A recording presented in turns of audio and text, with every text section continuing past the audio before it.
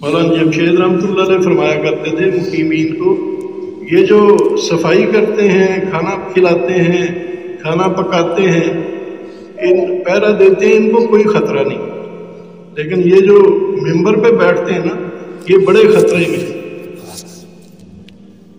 حضور صلی اللہ علیہ وسلم نے ایک صحابی کو امیر بنایا ایک جماعت، مقداد بن اسود رضی اللہ۔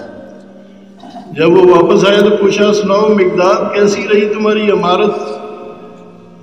انہوں نے کہا، یا رسول اللہ، مقداد تو بدلا ہوا اپنے آپ کو پاتا ہے، میں کھڑا ہوتا تھا یہ مجھے اٹھاتے تھے، میں سوار ہوتا تھا میرے گھوڑے کی رکاب پکڑتے تھے اور جو ہے میری خوب خدمت کرتے تھے، مجھے تو ایسے لگ رہا ہے یہ سارے میرے غلام ہیں، اور میں وہ مقداد نہیں رہا جو پہلے تھا۔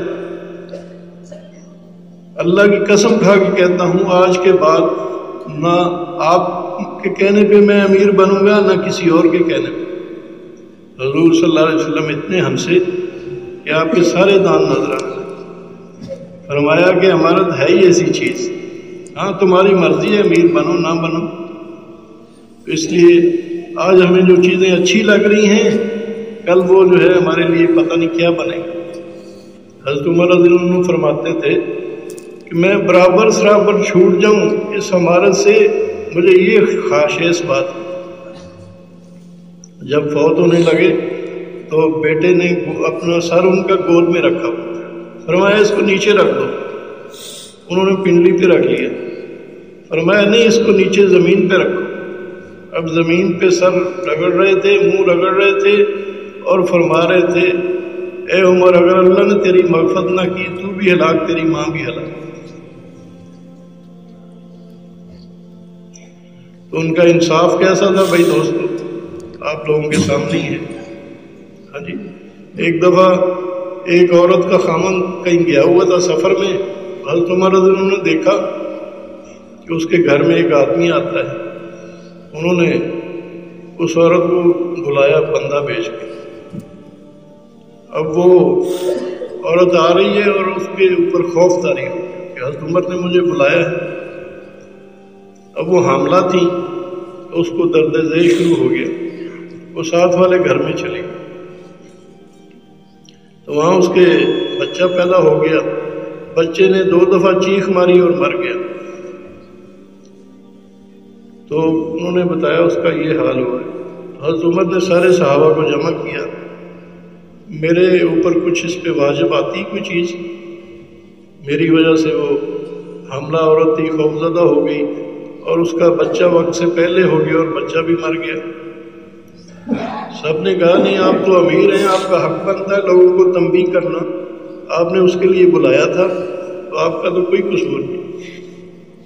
حضرت علی چپ کر کے بیٹھے ہوئے تھے، آپ نے حضرت علی سے پوچھا، ہاں علی آپ بتاؤ۔ انہوں نے فرمایا آپ پہ قصاص واجب ہے، دیت آپ پہ لگتی ہے، جو قتل کا جو ہے نا وہ دیت ہے وہ آپ کو دینی پڑے گی، اس لیے کہ آپ کی وجہ سے وہ عورت خوفزدہ ہوئی اور آپ کے بلانے کی وجہ سے بچہ وقت سے پہلے پیدا ہوا اور آپ کی وجہ سے وہ بچہ مر گیا، تو آپ کو خون بہا دینا پڑے گا۔ حضرت عمر نے فرمایا سارے قریش سے جمع کرو، اس لیے یہ قتل عمدن نہیں ہوا، یہ خطا سے ہوا ہے، تو سارے قریش سے اس کی دیت جمع کرو، ان کو ادا کرو۔ تو اس لیے بھائی دوستو اپنا محاسبہ اتنا کرتے تھے، ایک دفعہ حج پہ تشریف لے گئے، وضو کرنے لگے تو اوپر والی چادر احرام کی ایسے ایک کلی پہ لٹکا تھا، حرم کا ایک کبوتر آ کے چادر کے اوپر بیٹھ گیا، انہوں نے کہا بیٹھ نہ کر دے، اس کو اڑا دیا، وہاں سے اڑا جا کے دیوار پہ بیٹھ گیا، اب دیوار پہ سانپ بیٹھا ہوا تھا، اس نے اس کو کھا لیا۔ انہوں نے صحابہ کو جمع کیا کہ ایک حرم کا کبوتر میری وجہ سے مر گیا ہے، اس کے بارے میں آپ کیا مشورہ دیتے ہیں؟ حضرت عثمان حضرت علی نے فرمایا آپ 2 دانت والی ایک بکری ذبح کر دیں، آپ پہ دم آتا ہے، آپ نے حرم کے کبوتر کو خوفزدہ کیا ہے، وہ وہاں امن سے بیٹھا ہوا تھا، آپ نے اس کو اڑایا، وہ جا کے دیوار پہ بیٹھا، دیوار پہ اس کی جان چلی گئی، اس لیے آپ جو ہے نا اس کا دم دیں۔ ایسے اپنے آپ کو خود پیش کرتے تھے کہ آگے مجھ سے پوچھنا ہو۔ تو بھائی دوستو ایسے ان کا انصاف بھی مانا ہوا تھا۔ فیروز ویلمی جو یمن کے حاکم تھے ان کو بلایا، خط لکھا کہ میں نے سنا ہے تو نے میدے کی روٹی کھانا شروع کر دی شہد کے ساتھ، میرا یہ خط ملتے ہی تم فوراً آ جاؤ۔ اب وہ مدینہ آئے اور آ کے حضرت عمر کے گھر پہنچے، اجازت مانگی، ان کو اجازت مل گئی، اندر داخل ہونے لگے تو ایک نوجوان قریشی جو ہے بھاگ کے ان سے پہلے داخل ہونے لگے، تو انہوں نے فیروز ویلمی رضی اللہ عنہ نے اس کے ناک پہ مکہ مارا جس سے ان کا خون نکلنے لگ پڑا۔ وہ اسی حالت میں حضرت عمر کے پاس چلے گئے، انہوں نے پوچھا یہ کیا ہوا؟ کہتے مجھے فیروز ویلمی میں نے مارا ہے۔ تو اتنے میں وہ بھی پہنچ گئے۔ حضرت عمر نے پوچھا یہ کیا؟ تو انہوں نے کہا امیر المومنین ہم بادشاہت سے ابھی تازہ ہی جو ہے نا بادشاہت ہم نے چھوڑی ہے، اس لیے اس کا اثر ہے۔ آپ نے مجھے خط لکھ کے یمن سے بلایا اور میں نے آپ سے اجازت مانگی گھر میں آنے کی، اس کو نہ آپ نے خط لکھا نہ اس کو اجازت دی، یہ میرے سے آگے آگے جا رہا تھا، مجھے غصہ آ گیا اس لیے میں نے اس کو مارا ہے۔ انہوں نے فرمایا بھائی اس کا تو بدلہ دینا پڑے گا۔ اس نے کہا بدلہ ضرور دینا پڑے گا۔ کہا ہاں بدلہ دینا پڑے گا۔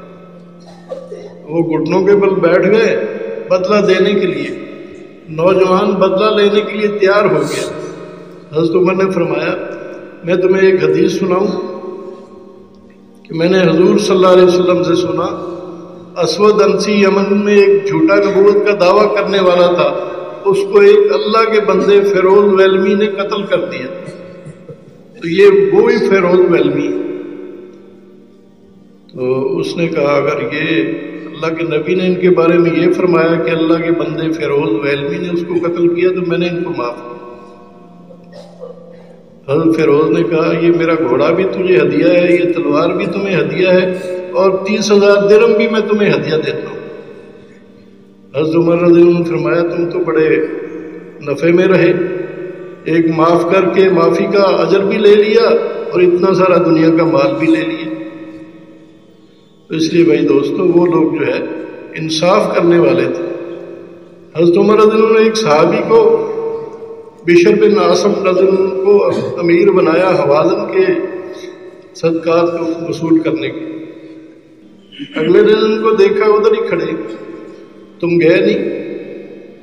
امیر المومنین میں نے حضور صلی اللہ علیہ وسلم سے سنا جس کو کسی کام کا امیر بنایا جائے قیامت کے دن اس کو پلسرات پہ لا کے کھڑا کر دیا جائے گا، اگر وہ پلسرات وہ اس نے امارت کا حق ادا کیا ہوگا تو وہ پار چلا جائے گا، نہیں تو پھر وہ پل ٹوٹ جائے گا، وہ 70 سال نیچے جہنم میں گرتا چلا جائے گا۔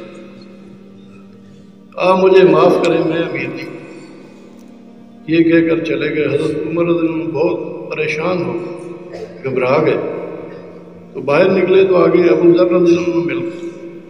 اے عمر تمہیں کیا پریشانی ہے؟ کہا سنا نہیں تم نے بشر بن عاصم مجھے یہ حدیث سنا گئے۔